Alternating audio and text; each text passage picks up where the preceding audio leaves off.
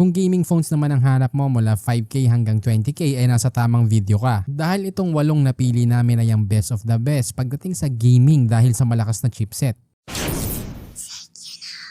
Umpisahan natin sa 5K price point. Nandyan ang Itel P55 5G. May 6.6-inch IPS LCD 90Hz refresh rate at 267 ppi. Naka-Dimensity 6080, 6GB RAM, 128GB storage, expandable hanggang 1TB at naka-Android 13. Naka 50 megapixel main camera, 5000 mAh battery at 18 watts charger. Ang pinaka-edge nito ay yung 5G connectivity. Sa price range na to, best choice to para sa mga gamers na kailangan ng mabilis na data for online gaming. May SRP na 5,299 pesos. Sa mga nagtatanong kung bakit di ko sinama ang ZTE Blade A75 5G dahil para sa akin mas nakikitaan ko pa din ng value for money ang Itel P55 5G. Halimbawa na lang sa chipset. Oo, magkaiba sila pero halos pareho lang ng lakas. Pangalawa, naka 6GB RAM ang Itel samantalang 4GB lang ang ZTE. Pangatlo is yung charger. Ang Itel ay naka 18 watts at 10 watts lang yung isa. Pang-apat, exclusive pa lang sa Smart ang Blade A75 5G. At sa huli ay yung price dahil lahat ng advantage ng P55 5G ay mas mura pa to ng halos 150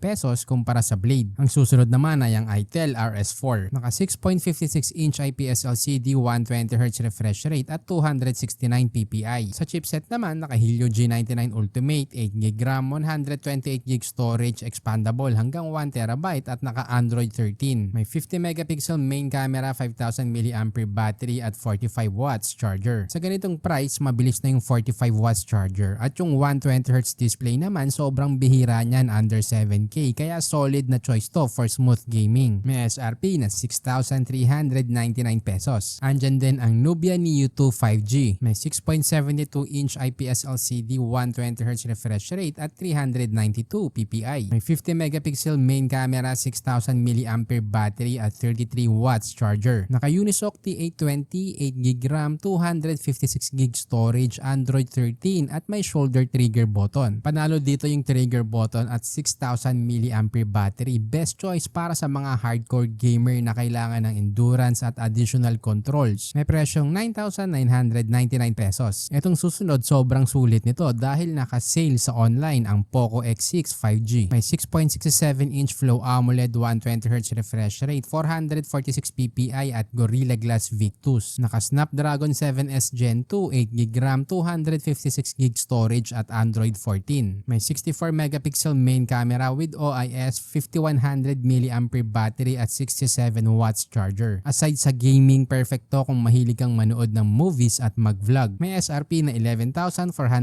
pesos. By the way, lalagay ko na din yung link sa description kung saan mo to mabibili at official yan. Gumawa din pala kami ng FB group na smartphone tips. Kaya kung ayaw mong masayang ang pera mo sa pagbili ng maling smartphone, mag-join ka na at kami mismo maghahanap ng best option at price para sa'yo. Ang susunod naman sa ating listahan ay ang Tecno Camon 30 Pro. Naka 6.78-inch Full HD Plus AMOLED 144Hz refresh rate at 393 ppi. Naka Dimensity 8200 Ultimate Android 14, 12GB RAM at 256GB storage. May 50 megapixel main with Sony IMX 890 at naka OIS para sa stabilization. Idagdag mo pa ang 50 megapixel ultra wide, 2 megapixel depth sensor at 50 megapixel selfie shooter. May 5,000 mAh battery at 70 watts charger. Swak ito for gamers at mahilig sa photography. May SRP na 15,799 pesos. Andyan din ang Infinix GT20 Pro. Naka 6.78-inch AMOLED 144Hz refresh rate, 1300 nits at 388 ppi. Naka Pixelworks X5 display processor, Dimensity 8200 Ultimate, 12GB RAM, 256GB storage at Android 14. May 5,000 mAh battery at 45 watts charger. Sa camera, naka 108 megapixel Samsung HM6 with OIS, 2 megapixel depth sensor, 2 megapixel macro lens at 32 megapixel front camera. May SRP na 16,459 pesos. Ang susunod naman ay ang Poco X6 Pro. May 6.67-inch Flow AMOLED 120Hz refresh rate, Gorilla Glass 5 at 446 ppi. Naka Dimensity 8300 Ultra, 8GB RAM, 256GB storage at Android 14. 64 megapixel main, 8 megapixel ultra wide, 2 megapixel macro at 16 megapixel front camera. Andyan din ang 5000 mAh battery at 67 watts charger. Maganda to pang games at pang photo. May presyong 15,990